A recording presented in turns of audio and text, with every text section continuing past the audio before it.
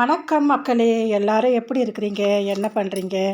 அனைவருக்கும் இந்த நாள் இனிய நாளாக அமையட்டும். வாழ்த்துக்கள். இன்றைக்கி சண்டே சமையல் தான் பார்க்க போகிறீங்க. இன்றைக்கி நான் என்ன சமையல் பண்ணேன்னு வாங்க வீடியோக்குள்ளே போயிட்டு பார்க்கலாம். இன்றைக்கி நான் கெளுத்தி மீன் தாங்க வாங்கினேன். அது 1 கிலோ 300 ரூபான்னு சொன்னாங்க மீன்காரு.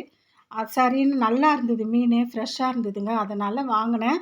அது ஒன்று. இது நான் இந்த மீனை நான் எப்பயுமே செஞ்சதே கிடையாது. இப்போ தான் புதுசாக இப்போ தான் வாங்கியிருக்கிறேன். அதனால தாங்க வாங்கினேன். எப்படி இருக்கும் டேஸ்ட்டுன்னு பார்க்கலான்னு வாங்கினேன். நல்லா இருக்குமா குழம்பு வைக்கிறதுக்கு, வறுத்தா நல்லா இருக்குமா அப்படின்னு கேட்டதுக்கு நல்லா தாங்க இருக்கும்னு சொன்னார். அதனால தாங்க வாங்கியிருக்கிறேன். எப்படி இருக்குதுன்னு வாங்க பார்க்கலாம். இப்போ நாங்கள் மீன் வாங்கி பாக்கி இருந்ததுங்க, அதை அவங்கக்கிட்ட கொடுக்க சொல்லிட்டு போனார். அதனால் கொடுத்துட்டு வரேன். இந்த மீன் பார்க்கத்தாங்க நல்லா அழகாக இருக்குது. மீன் பாம்பு மாதிரி இருக்குங்க, நல்லா இருக்குது. பெறால்லாம் இல்லை.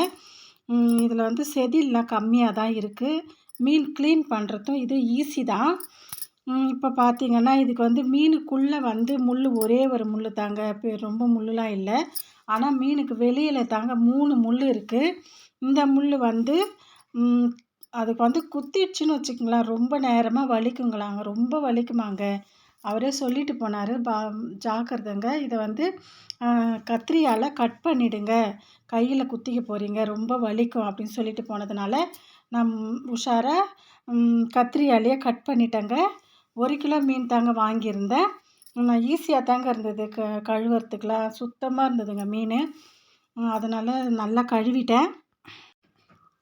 மீன் சீக்கிரமாக க்ளீன் பண்ணின்னு வந்துட்டேங்க.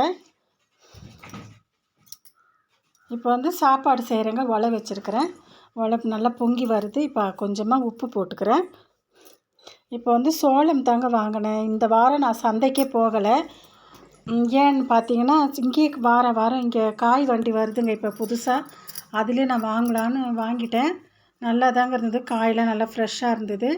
சோளம் 3 சோளம் 50 ரூபான்னு விற்றாங்க. நல்லா இருந்தது, வாங்கி பார்த்தேன். நல்லா தித்திப்பாக தாங்க இருந்தது. இப்போ இந்த மீன் குழம்புக்கு தக்காளி வெங்காயம்லாம் கட் பண்ணி வச்சுருக்கிறேன். வானல் வச்சுட்டேங்க. வானலில் எண்ணெய் ஊற்றிட்டேன். இப்போ கடுகு, வெந்தயம், சீரகம், மிளகு அதெல்லாம் சேர்க்க போகிறேங்க. நல்லா பொரியட்டும்.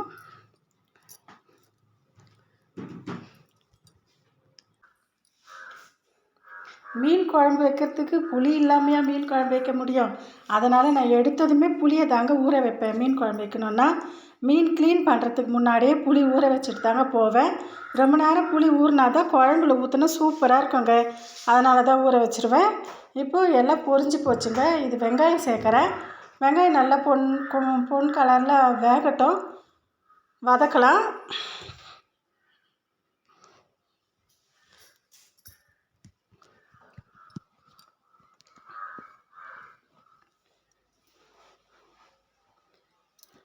வெங்காயம் நல்லா வதங்கினதும்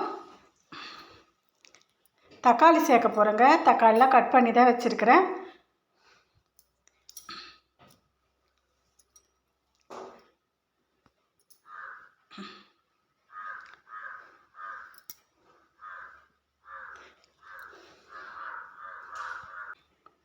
தக்காளியும் நல்லா வதங்கிட்டேங்க. எண்ணெயிலே வதக்கலாம். தக்காளி வதங்கிறதுக்கு கொஞ்சமாக உப்பு போட்டுக்கலாம். குழம்புக்கு தேவையான அளவு தாங்க போட்டுக்கிறேன். திட்டமாக போட்டுக்கணும். உப்பு,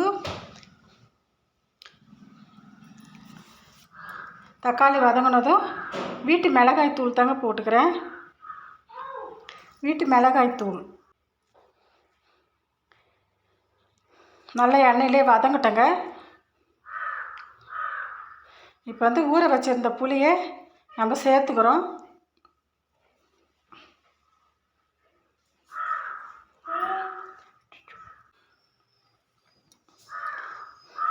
புளி நல்லா கொதிக்கிட்டங்க.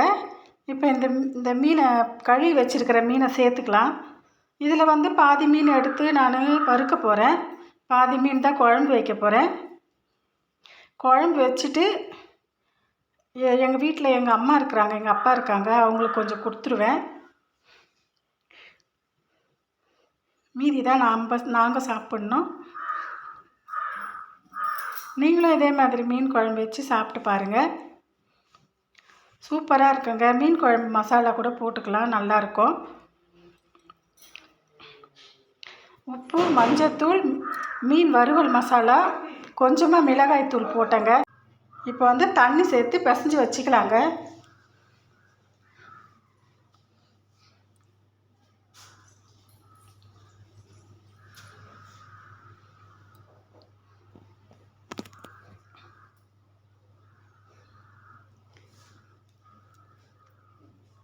மீன் தலை கூட நல்லா தாங்க இருந்தது.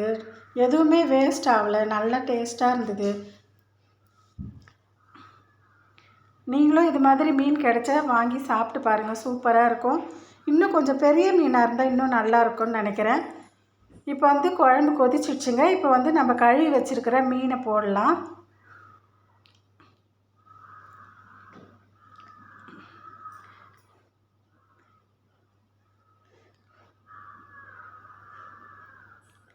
ஒரு பக்கம் குழம்பு கொதிக்குதுங்க, மீன் குழம்பு. ஒரு பக்கம் வந்து மீன் வறுத்துட்டேங்க.